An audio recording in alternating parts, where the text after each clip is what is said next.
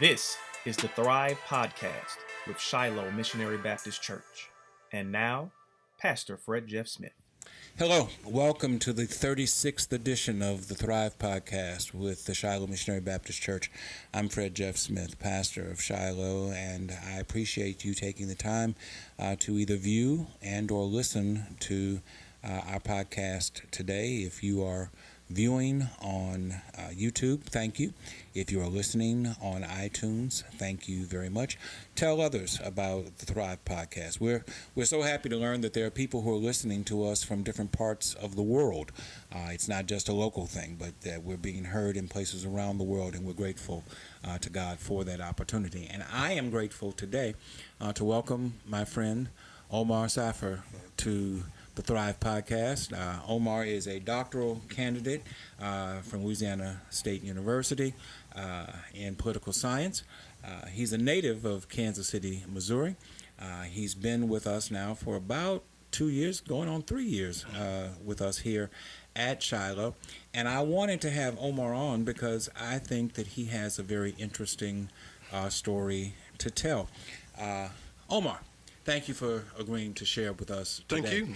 Tell us, who is Omar Safir? Who is Omar? A believer, someone who came to Christ, I think, in an untraditional way, non-traditional way. I would say that that's foundational in my outlook on everything. Whether it's professional, whether it's me being a student, being a husband, being an educator, looking outside the box that sometimes is placed on us within a religious setting. So, coming from an unorthodox background and becoming a believer in that manner, it gives me an outside perspective, I think, that's crucial in my outlook on every single aspect of my life. So, talk about that non-traditional road that you traveled that brought you into Christianity. Yeah, so my father's Muslim, still is. Probably up until towards the end of elementary school, before my parents first separated, I used to go to the masjid. I remember it vividly. It was very different than the church. I remember they always had food, or one of them in particular had food, and I loved it. And, you know, the kids would play at first, and then they would try to get us settled down to pray. And afterwards, we just ran around and ate. And very different. But after my parents separated, I didn't have any type of religious upbringing until I finished high school. My mom eventually went back to church, probably my senior year of high school. Never forced me to go, never asked me to go. Or she would ask me to go, but never if I would say no, which I always did. Mm-hmm. She consistently would ask me every Sunday morning, do you want to go to church? And I would always say no. But she never stopped. She never stopped asking. So it wasn't until I went to undergrad at Valparaiso University, which is in Northwest Indiana, about 40 minutes into Indiana from Chicago. That's a Lutheran school. So my first Christian, I don't know if I want to say experience, but definitely foundational in the education starts there. Okay. And I think the fact that being black, growing up in the middle of Kansas City, going to nowhere's Indiana, 96% white, we were about 2.5% black, and I remember at the time it was 45% of all black students, male and female, were there originally, at least for sports. Mm-hmm. So being completely culture shocked, becoming very inward, kind of pushing away, not having any type of familiarity with anything. People sound different. They look different. the culture's different, everything's different, really started this thirst for something more. And I believe that that's when Jesus made himself apparent, or at least I saw him for the first time then through that experience. So when you had this spiritual awakening, can I call it that? When you had this spiritual experience and you decided as an adult that you wanted to be a Christian, that you wanted to be a follower of Jesus Christ, did that automatically lead you back into a traditional church experience, or was your walk more of an individual walk that ultimately led you back into a church experience? Both. Very interesting. Even the story of how I got here, the Lord has really always connected me with someone. I remember after I came back from Greece, studying in Greece, I met a friend of my mother's, and he was from Northwest Indiana, and his sister was from there, and she was the first lady of a church. Very small church. We're talking about maybe 25 people in Michigan City. Don D. Williams. So at that point, I had just officially became Christian. I had just accepted Jesus Christ as my Lord and Savior. And a black church family pops up out of nowhere, thin air, and gives me he gives me his sister's number and connects me with them, and they invite me over immediately when I get back to school after that summer. And I was in the family. I was involved in it, very small, but they had maybe about 10 teenagers. Close-knit. Michigan City is a small community, very close-knit, very tight-knit community. I was involved in a black church.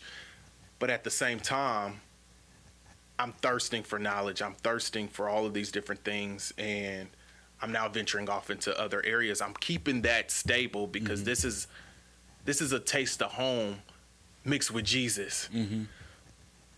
But there's something else out there. What is this whole thing? How can we all have this different understanding? Because I have no foundation in this background. How can we all have these different Christian experiences and they never intertwine sometimes? And so just going to different parts, going to Lutheran churches, or sometimes going to Eastern Orthodox churches, or going to these different places and minor in theology, all of these different things, and trying to capture and get a handle on what is this Jesus thing really about, and what is my own Christian identity.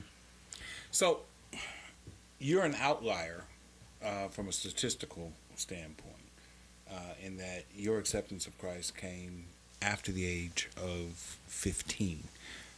According to statistical studies that I'm familiar with, most people, if they don't accept Christ by the age of 15, will never accept Christ. Southern Baptist surveys have shown that. Pew study surveys have shown that something about the age of 15 tends to stick out.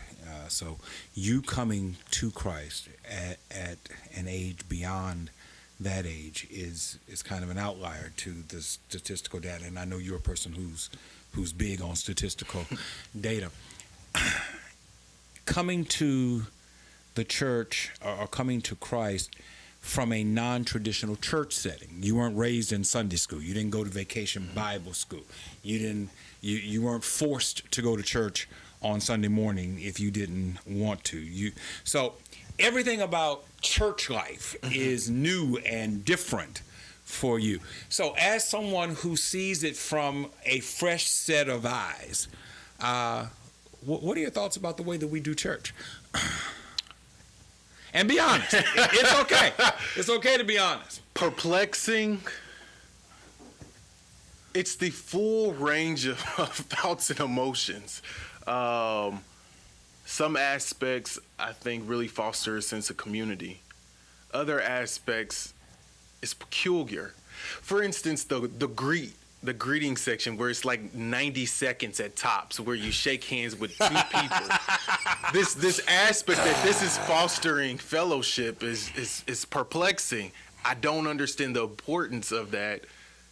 And it's like, where did this come from? Who added this? Actually, I shortened it. For those who are not familiar, Shiloh has a fellowship period that is very brief. Your description is absolutely right. When my father was pastor here, Charles Turnbull Smith, they had a fellowship period that was decidedly longer. And my first experience with it, because it wasn't a part of the way the church was done when I was a child. It became something that was added later. And my experience with it was when I first came over here after my father had his first stroke, and I was helping him by providing the messages on Sunday morning, the 8 o'clock worship. And they would have this period in the middle of the worship where they would stop and they would say, well, let's greet one another. And literally, everybody in the church got up and they moved everywhere. And I would come down out of the pulpit and I would walk down the center aisle and I would shake hands with people. I would walk down the back and up the side shaking hands with people. And I could get back into the pulpit and sit down. And they were still, greeting went on and went on and went on for what seemed to me as an eternity of time. And one of the things that I determined at that moment was, if I'm ever the pastor of this church, this is going to change. This is going to change. And so I feel like you have a time to greet people coming into the worship experience. You have a time to greet people at the conclusion of the worship experience. I don't think that we need to take up 10 minutes of time in the middle of the worship experience for a greeting period. And to me, it's about the management of the time that is given to the worship experience. There's, I joke about it, but there's actually, I'm quite serious about time. You and I know each other. We've had conversations several times, and you know that I can be quite anal when it comes to time, because I believe that I should value your time. And I think that most people respect the fact that you value their time and are willing to give you more of their time because they feel like you're not going to waste their time. Now, are you saying that fellowship is a waste of time? I'm saying that taking up 10 minutes of the worship of Christ for shaking hands and greeting one another and talking about last night's football game and talking about the party that you're going to go to next week and catching up on fraternity and sorority data, which is what was going on. And I know because I was making these circles as you were going around. I think that that's not the best use of worship time. So that's the logic behind that. Yeah. And so I've attended, I've visited a lot of churches, and it's something quite consistent. And it's not necessarily a bad thing. It's just peculiar to me. Why? Yeah. Why do you put announcements here versus here? Well, now you're talking about the science of structuring a worship experience. And there's no good place to put announcements. There is no good place to put announcements in a corporate worship experience. I have friends and colleagues who put the announcements at the very start of the worship, so as not to break the flow of the worship experience. I have friends and colleagues, and I myself in our 11 o'clock worship put the announcements at the very end of the worship, again, so as not to break the flow of the worship.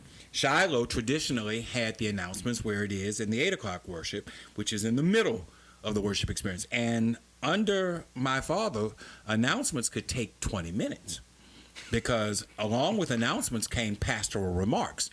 And you didn't know my father, but my father was not short-winded at all. When he got on a topic, and especially if he felt passionately about the topic, he could talk.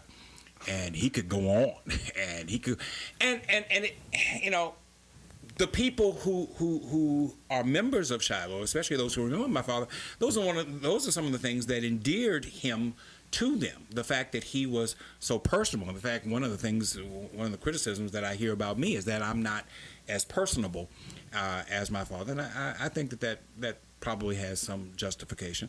But there is no good place to put announcements. Yet announcements are necessary. It's a necessary thing that you keep members informed as to the ongoing affairs of the church and of the community. And so you try to put it in the best place that you can, and you try to make it as attractive as you can. I think that we hit on something when we went to the video announcements. I think that Kenyatta does a wonderful job with our announcements here at Shiloh, but there is no good place to put announcements in a corporate worship experience. Makes complete sense. Yeah. So the blending of your Christian experience with your academic experience. You are a doctoral candidate nearing the end of your doctoral work in political science. How does your spirituality play into your academic work? I would say that my research interests are completely inspired by my spirituality, by my relationship with Jesus Christ. So in general, my research area is civic behavior and religion, as they both relate to politics. Mm-hmm. But specifically with religion, I'm interested in clergy as political actors. Mm-hmm. Maybe not overt running for office, but as more of a small level political actors, because as we know, might be a part of a sermon. What type of interest groups or meetings, you might have a union, or you might have NRA that might come to a church, right? Mm-hmm. And hold meetings. So I'm interested in that. So my interest and my understanding or what I'm trying to understand within my research is completely, I believe, is positioned by God.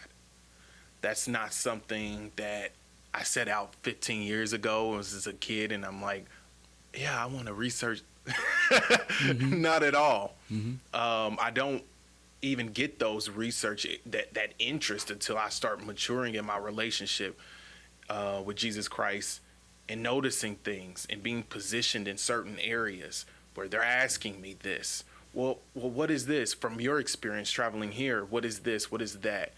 And so just my relationship with individuals, having the ability or the opportunity to go to attend house churches in China, which are illegal, mm-hmm. Participating in Bible studies in Greece or Cyprus, and learning and seeing what these people are doing and how this impacts their understanding of God focused my research area. Mm-hmm. I'm a believer that the worship of God, of Jesus,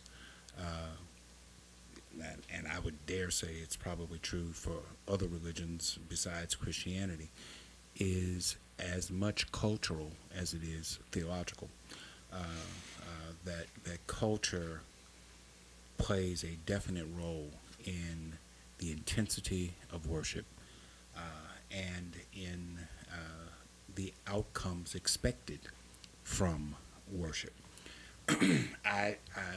To keep it in the context of Christianity and black-white culture, I'm a firm believer that while blacks and whites worship the same God and pray to the same Jesus, that we see Jesus from two profoundly different perspectives, and that our perspectives are not based solely upon theology, but are based upon culture, experience, and geography to a large extent.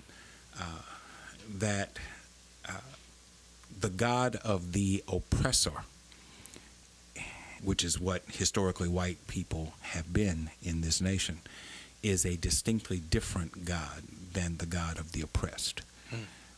And our expected outcome from the worship of the same God is decidedly different because our perspective of him is different.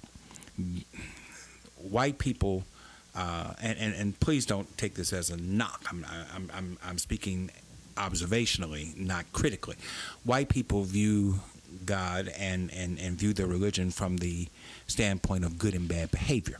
They talk about doing good things and having appropriate and correct behavior. But for black folk, historically, even in the year 2018, where by and large black people are experiencing more financial success, more academic success than they have in any other point in their history, it is still true that for us, Jesus is a way maker. And he's a door opener, and he's a heart fixer, and he's a mind regulator. He is the God who relieves us of our oppression. He's the God that protects us from our enemies. He's the God that lifts us from the burdens that others, the oppressors, have placed upon us. So our view of God and of Jesus, the same God and the same Jesus, is very different from the other view.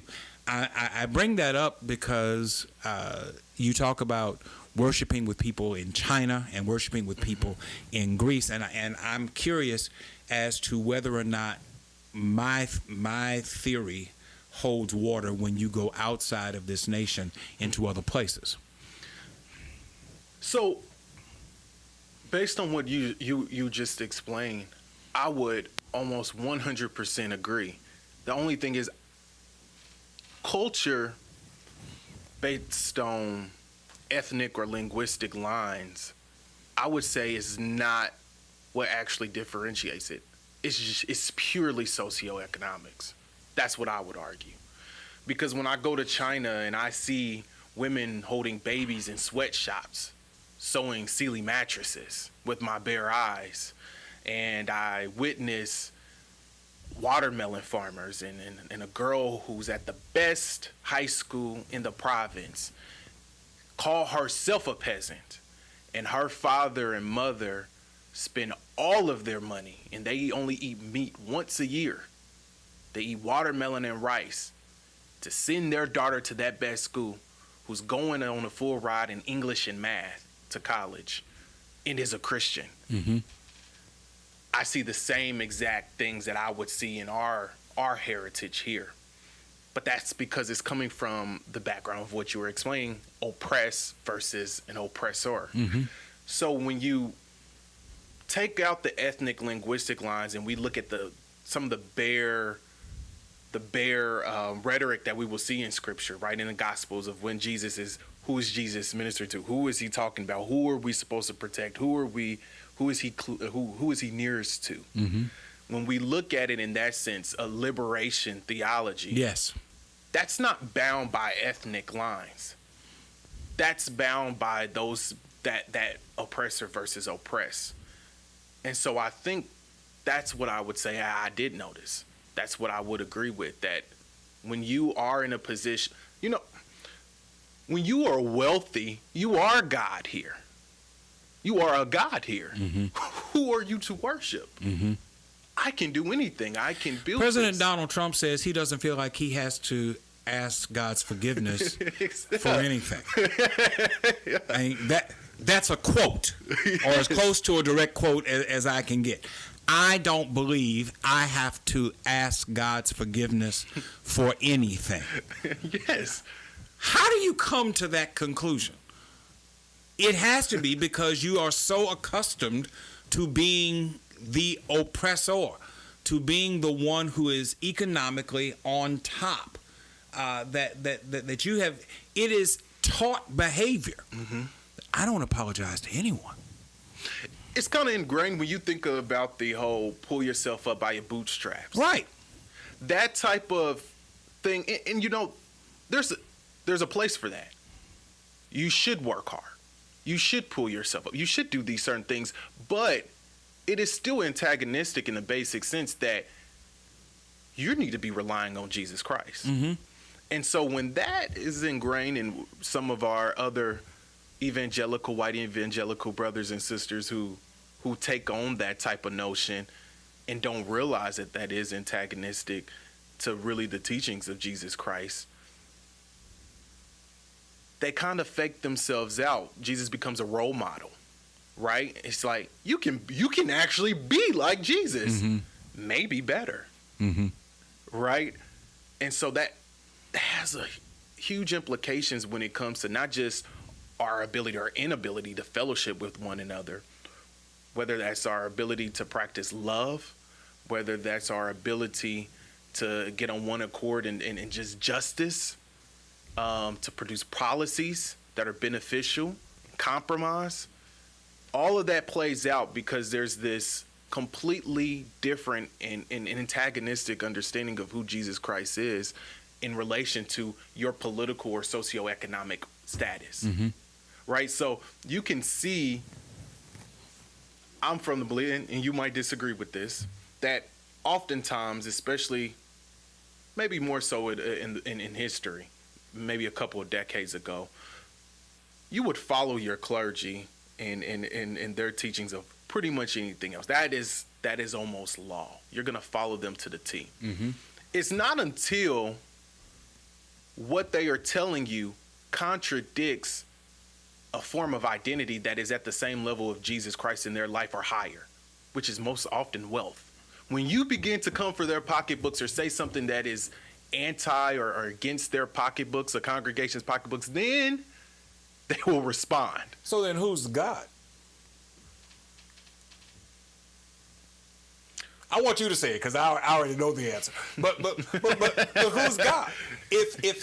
And I agree with what you just said. But then does that not mean that God is not Yahweh? God is not Jesus. God is not the indwelling, infilling presence of the Holy Spirit. But God is currency.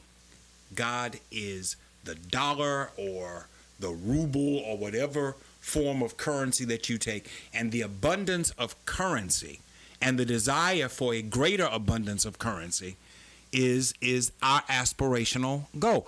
And anything or anyone that threatens our craving, our coveting of currency becomes a threat to us. Yes, but I would argue that means you've constructed an idol. Yes. Or idols. Yes. It's a whole pantheon. And that's dangerous. Very much so, and we're seeing so now. And you're passing it on to subsequent generations, to your progeny. And they don't know any better, and they're not going to be open to the reality that they have been mistaught, misled.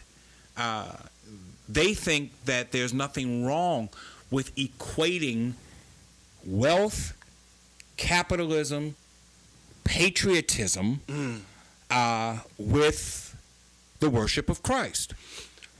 They see them all as being the same. In our hymnals, in the songs that we sing for a long time, it included national hymns. The Star-Spangled Banner was in our hymnal. The Battle Hymn of the Republic was in our hymnal. God Bless America, America the Beautiful. These songs were in our hymnal. Is that not an equating of patriotism with God? Of course it is. And I would say that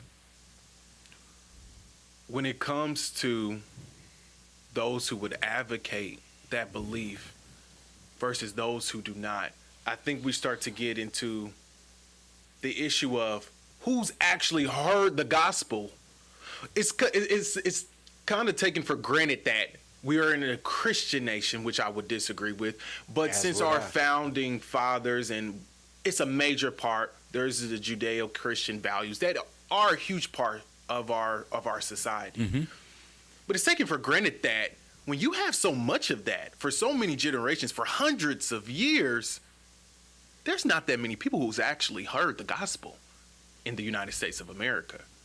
That's a bad assumption. Mm-hmm. So we're dealing with a lot of non-believers. That's what I would argue. Mm-hmm. That the vast majority of America, where they say now it's roughly 50% or 40% to some extent, are Christian. Much higher that's the general population, but much higher among African Americans. Yes.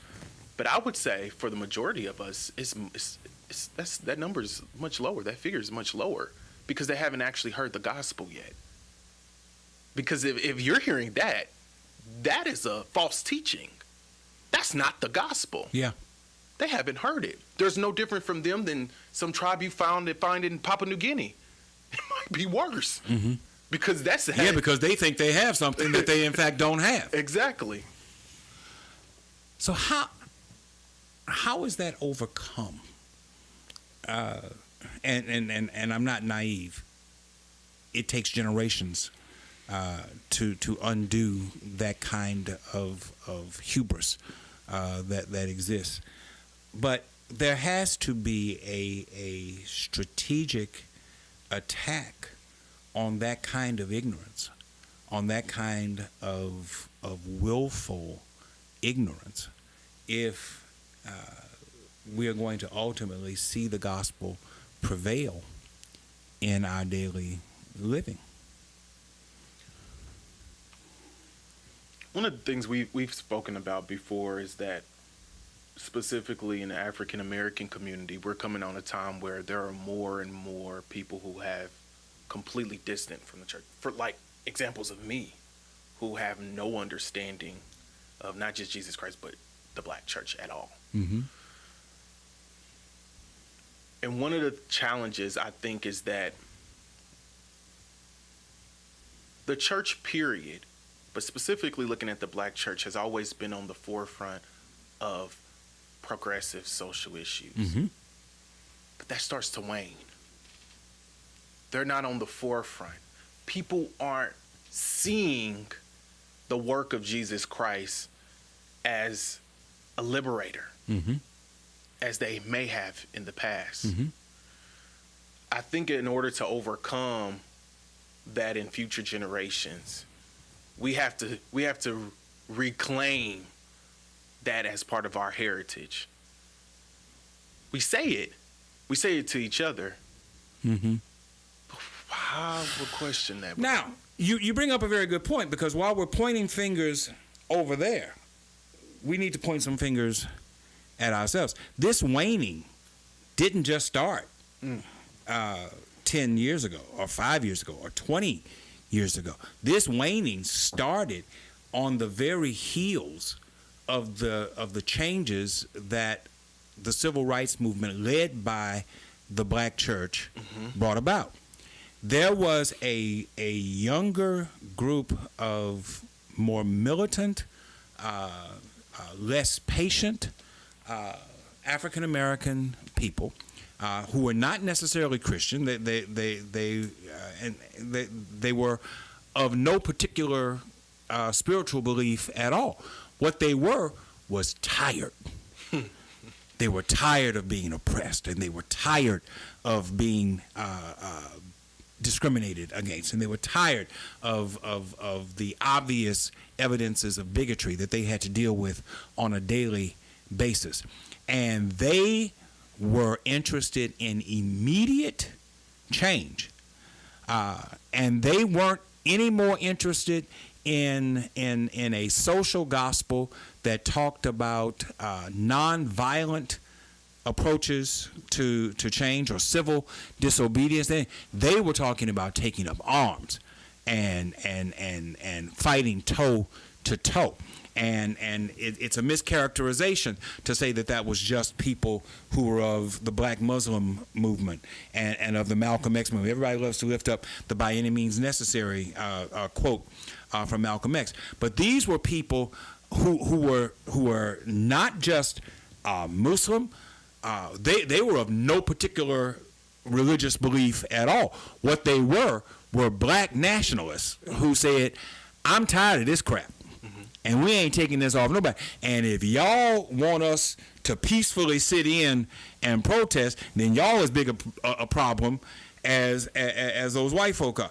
We want what we want, and we want it right now, and we're willing to fight and die in order to achieve it. And so at the very heels, near the end of the civil rights era, you started to see a schism that evolved within the African American community. People forget. We all think of Dr. King now as a hero, universally loved and adored. But the truth of the matter is, in the last 5 years of his life, he was not loved, not even within the African American community. He dared stand up to the President of the United States and say that Vietnam was wrong. He dared stand up and say that capitalism was wrong. He dared stand up and say that if you're not willing to help poor people of all races, of every hue, of every ethnicity, then you are not practicing the true social justice of Jesus Christ. And he lost followers because of the positions that he took. And it was only through his assassination that he reclaimed the kind of iconic place that he now holds in American culture. So the schism started in the mid-'60s and has only broadened over time. And this is not a lecture. I'm simply making the point that the schism that you are pointing to has its roots in the very thing that brought about the greatest social change in the history of this nation. So you have to go all the way back to where the schism started in order to begin the process of healing. I think one of the best examples of that can be seen when MLK, probably one of his most notorious defeats in Albany, right? So he goes up north from the South. Most of his work is done in the South. It's a whole nother devil. Right. It's not the same, right? Still racist. Extremely. Right. But they're a little smarter. I'm not going to just beat you in front of cameras. I'm going to say nice things to you. I'm going to offer you glasses of water. When you look at that and you examine, it's that divide there that starts with the South and the North, right? When it comes to black intellectual thought, how are we going to move forward, even black religious thinking. The lack of evolution to evolve, because eventually what happens in the North, slowly but surely it comes to the South, right? It's more diverse. You have a little bit more opportunities. There's variations of blackness and black thoughts. You know, you're in New York City, there's been free blacks 1700s, 1600s. It's not the same. There are lynchings, but you're not completely life isn't always in jeopardy. So the lack of getting to a consensus of how can we move forward, understanding the forethought that this is actually going to happen down south, I think stunts the growth and the development from the Christian black church's perspective. That because there is this schism, because what's happening in the South is very distinct from what's happening in the North, and you're never on the same page, that divide just grows, because the socioeconomics of the entire country eventually becomes like the North. So, how does the church respond honestly, given the social climate that exists today, to the realities that are not the tribalism of Trump or the partisan attitudes of conservative Republicans or the hypocrisy of evangelical Christians who claim to love Jesus but will support full-throatedly people who don't believe that they have anything to ask God's forgiveness for. How does the church, the true church, find a voice in the midst of all of this? Well, I think there's two levels to that. There's the interaction with the secular world, and then there's also the internal that I would include some of our mainstream white counterparts in. Looking at internally what's happened, I think that as the black church, we've just grown accustomed to our white counterparts not gonna do anything and not gonna be nothing. Mm-hmm. We've grown accustomed to it. Maybe I'm naive. Maybe I'm a bit too optimistic. But we can't just hold them accountable in our sermons, in our community. We're part of the same denominations as these people. We can attend their same national. We are welcomed and invited and want to be in the photo ops, right? In these national conventions, they have to be held accountable there as well. Our white counterparts that are trying to push this under the rug, that aren't allowing really the flow of love that Jesus Christ teaches us, they have to be held accountable. It has to be explicitly stated. And sometimes we will make certain compromises because maybe they'll help you start up church, right? Maybe they'll help you with a grant here and there. Mm-hmm. And you'll make a compromise. I'll make a sermon. I ain't got a problem saying it now in front of my congregation. But when I get to that national convention and there's cameras watching and there's this and all of these happening, I'm not saying much. I'm not protesting this. You have to either kick me out or we have to at least deliberate on this matter. And so I think that that's one of the areas that maybe I am a bit optimistic. Maybe I am naive. But I think holding them accountable, the majority aren't probably going to come.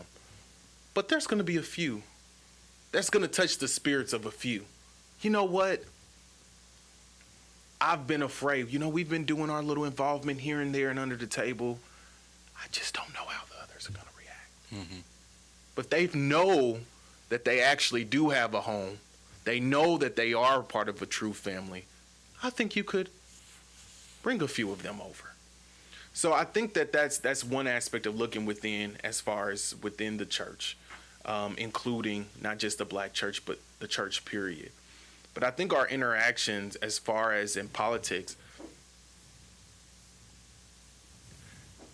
our messages have gotten so mixed in with partisanship. There are aspects that could fit partisan lines, ideological lines, but when you supremely identify your faith with this party or this party, that is problematic. The Republican Party and the Democratic Party are not the parties of Jesus Christ. Agreed.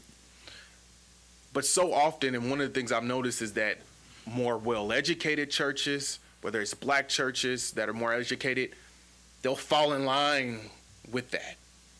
They become more affluent. These are the circles that they're able to run in. They might even be elected to political offices. But then you also get to Republicans or to some of our evangelical counterparts. They'll do the same thing with the Republican Party. That's mixing the message.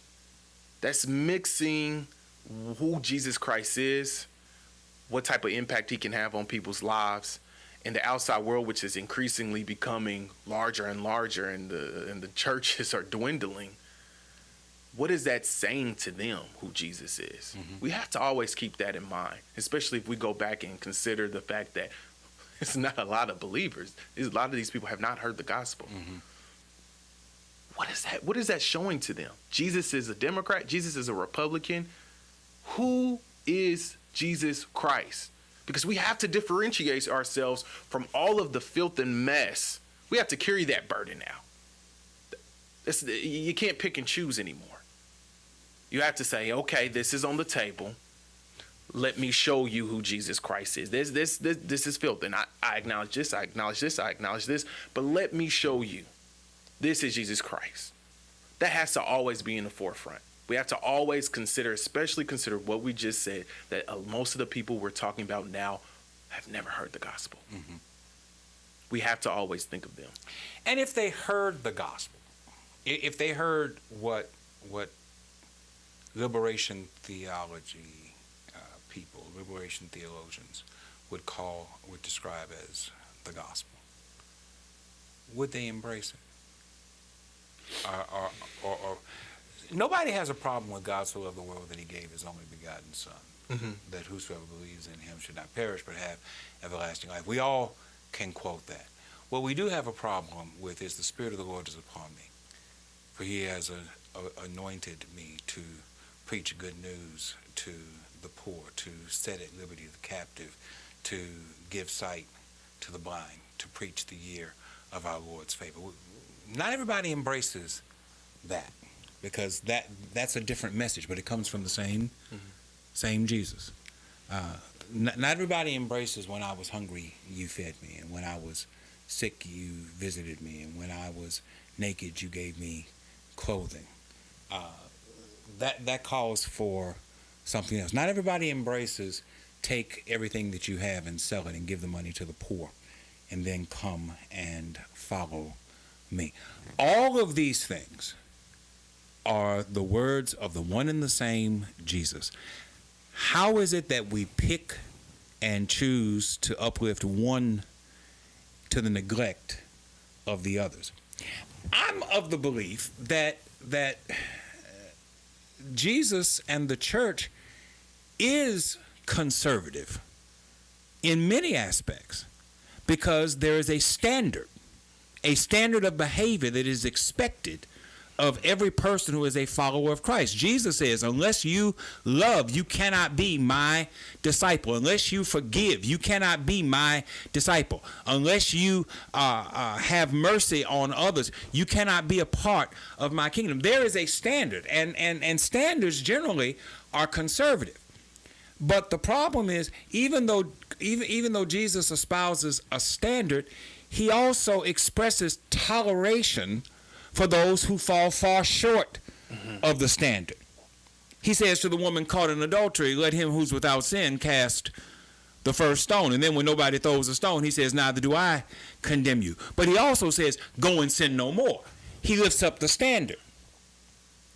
So there is a progressive message to the gospel. There is also a conservative message to the gospel, because Jesus is neither progressive nor conservative. Jesus is Jesus, and he expects us to emulate and follow him, and that means that we have to tear ourselves away from the ideology of world politics and world economics and embrace Christ and let him be the filter through which everything else radiates in our lives. And we tend to do just the opposite. We let our economic status and our economic aspiration color our view of Christ. Mm-hmm. So that script has to be flipped in some kind of way. And that message has to go out, and it has to go out consistently. And maybe in a century or two, people will actually embrace the gospel of Jesus Christ. Well, I would say, yes, that's a problem, right? But I would say that's been fairly consistent throughout time, throughout the history of Christianity. It becomes a bigger problem when poor, working class, middle income people start buying into the other side, right? So when you are poor and you're talking about patriotism, this, and is Jesus Christ, and not standing for the flag, and is against God, and this type of economic aspect, and socialism is antichrist, and all of these types, when you are poor, you have nothing but Jesus, and you're relying on something that props up the wealthy, that's when it becomes a real big issue. So I would say that issue has always been there. You're going to always have that because if you're wealthy, you're going to have, not all the time, but oftentimes you're going to have an antagonistic relationship.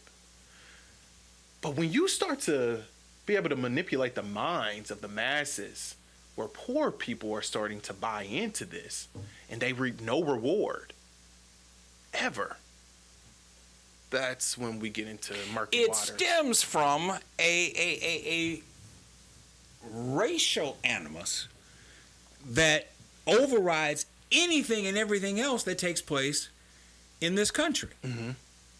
The problem in America today that we are so focused on, and it's not a new problem, it's just been resurrected in a particularly repugnant form in the face of Donald Trump and Republican conservatism.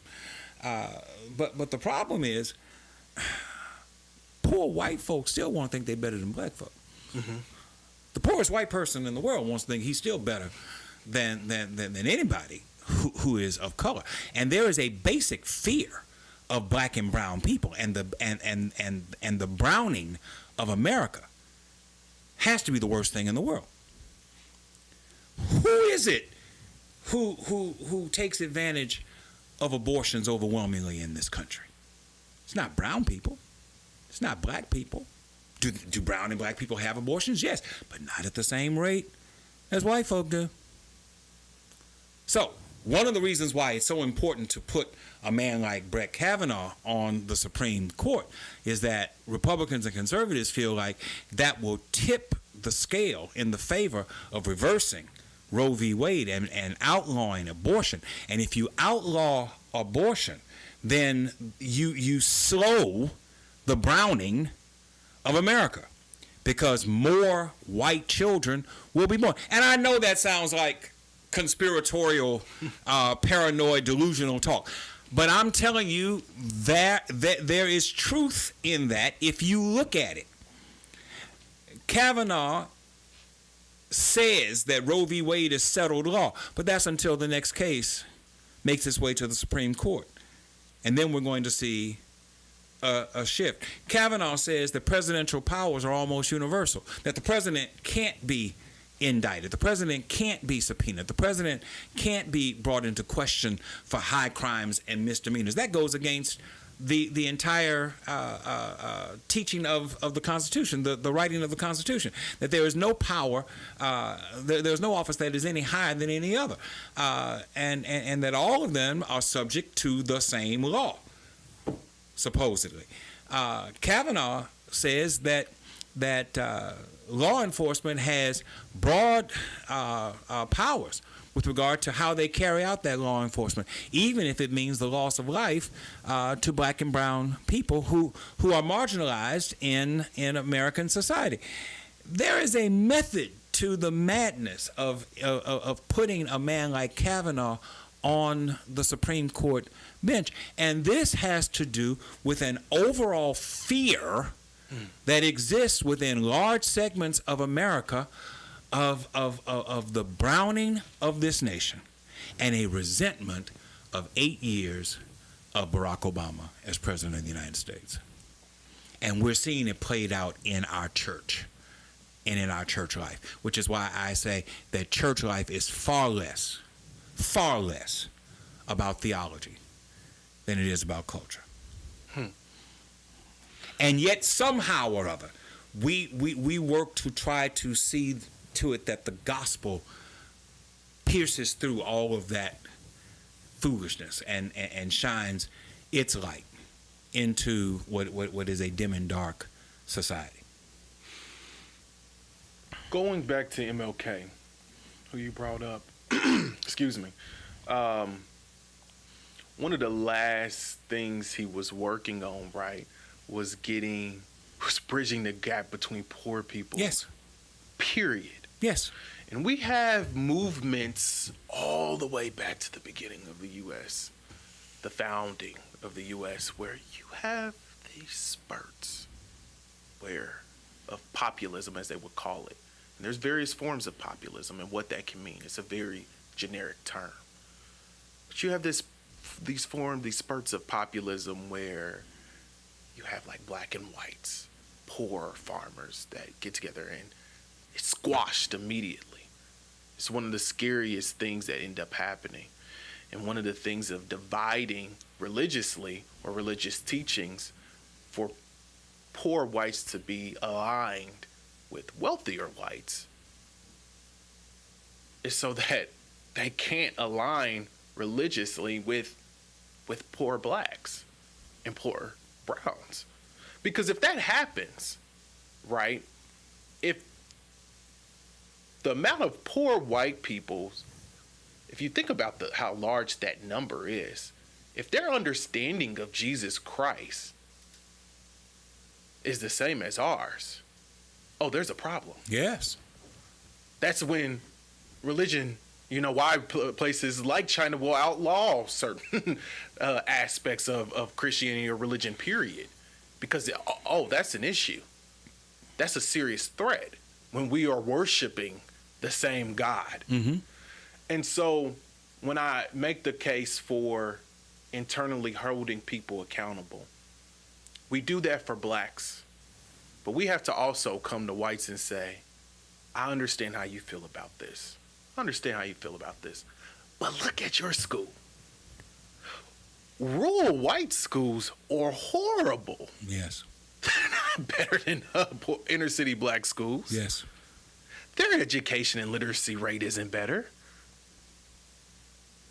But the gap hasn't been connected. The bridge isn't there. It's been destroyed. Sometimes, every 30-something years or so, it tries to get built and it's squashed. Yes. But what happens when the church is a catalyst of that? When the church is the primary moving force? Because they can try to destroy individuals in these individual movements. But when it's the church, they still haven't destroyed us because they don't have that authority. Yes. So what happens when the church is behind building that bridge? By the power of Jesus Christ, right? The Holy Ghost is building that bridge with us. What happens then? And I would argue that I'm not sure if that actually has taken place yet in this country. I agree. So I would think that's the next move. Because we settle for something that is substantially less. And we hide behind denomination and supposed religious fervor and freedom in order to espouse a kind of racism that is far more palatable and far more acceptable to American society. I've never seen a society where if you have one of someone else, you're fully integrated. Yeah. If you have 99 whites and one black, they will stand up and say, we're fully diverse. That is true. And yet that's the America that we live in. Or it gets more complex where they say you have one black, one Latino, one Asian, and one woman, and 96 white men. We are incredibly diverse. Yes. This is the beacon of hope. And if it's in a church, this is what heaven's going to look like. People of all different hues and races, and it's the biggest bunch of Huey in the world, and yet we fall for it time and time again. One more thing, because I've got to bring this to a close. You are a social scientist. As a social scientist, you rely heavily on data, on the objective gathering of data and use of data in order to draw objective and logical conclusions. Faith is not a matter of data. Faith is not a matter of being able to draw objective and logical conclusions. How do you blend your faith walk with Christ with your academic pursuits and your work as a social scientist? So I wouldn't use the term that I even blended. I view science, because what we're talking about is science here. Science is a tool we need. That is never to be confused with your faith. Mm-hmm. However, you would be foolish to not want a structural engineer to build your bridge, right? Mm-hmm. We need science to have this room standing. Mm-hmm. It is a tool that is supposed to allow us to show our faith, to glorify God. Mm-hmm. So when I go about quantitative research, when I'm looking at data, when I am objectively doing things, that is to glorify God. That isn't to take the place of faith. It can't take the place. It's faith and it's science. But if you have faith and you don't have science, then you're very limited on what you can do. You can't exercise your faith, especially since that science is available to you and you choose not to use it. Mm-hmm. You can't exercise your faith to the fullest extent, which means you are not completely fulfilling God's purpose for you to the full effect that you could. Flip, if you have science without faith, what are you doing? What is the point? You have no purpose at all. Mm-hmm. So singing science, using quantitative data, being a social scientist, thinking about these tools and my access to these different things, it is to continue the mission. It is to further and progress it, because so many times, and we're talking mostly about the Black church, they don't have data. No. They don't know what's going on. We don't. It's just whimsical, right? And a part of some of the teachings in scriptures, you need knowledgeable people. Mm-hmm. You need some engineers. Mm-hmm. You need this, and you do have good use of this. Mm-hmm. You're trying to pray everything away, and I'm not saying nothing's wrong. You should be praying. You should be praying while working and using that science. Mm-hmm. You know, if I have a surgeon, I want my surgeon to be praying before, during, and after performing that surgery, right?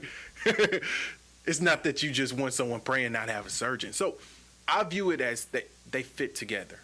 This accomplishes. This pushes us along. This progresses us. This helps us evolve as the church. And for so long, the Black church has not only not had those resources, but when we had the opportunity to get those resources, I would say that we have shunned them. Yeah, I tend to agree. Typically, and I know this is going to once again sound a little surface and perhaps a little generic, but typically we have relied on charisma and emotion to lift our churches and to draw and retain people, and we simply try to maintain that lift through charisma and emotion, and we have shunned or have not yet seen the value of doing scientific research and using data in order to help us conduct the gospel. I've been saying for 25 years that we practice a shotgun evangelism. We shoot at something with buckshot in the hope that one of the pellets will hit what you're trying to bring down. But we do that because we're not actually confident of what it is that we're trying to hit. And so we're just trying to hit something.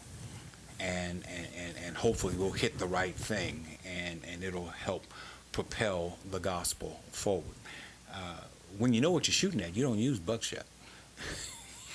That's true. You use a rifle, and you take down what it is that you're trying to hit, and so it's an indicator that we have not been 100% certain as to what it is that we're trying to hit and how to go about hitting it, and so we've relied on inspiration and charisma in order to conduct our work. And it's served to our detriment because there's data out there. And we need to be about the business of gathering data. I went to a conference last year in Charlotte, North Carolina, and one of the things that they lifted up is the fact that black churches are surprisingly lacking in data. Data about their churches, about their members, data about the communities in which they reside and the needs that exist within that community. We have feelings, we have intuitions, we have ideas, but we don't have data. And the lack of data, by necessity, dulls our ability to focus in on those things that need to be focused in on. So I wholeheartedly agree.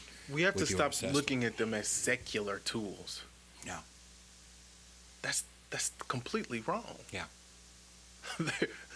These are tools to be used by spiritual people. Yeah.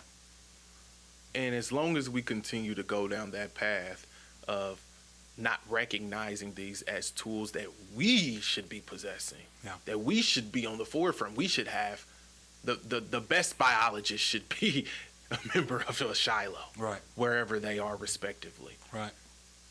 Until we get to that point, then we will always be lacking those resources to, quote unquote, build up the bridge that I'm talking about with some of our white counterparts. I agree. I appreciate the time. Appreciate the conversation. Thank you. You and I always have great conversations, and they usually last like 4 or 5 hours. So this one is short by comparison. But thank you for taking the time to be our guest today, and I hope you'll come back again soon. Thank you for viewing. Thank you for listening. We'll be back again next time.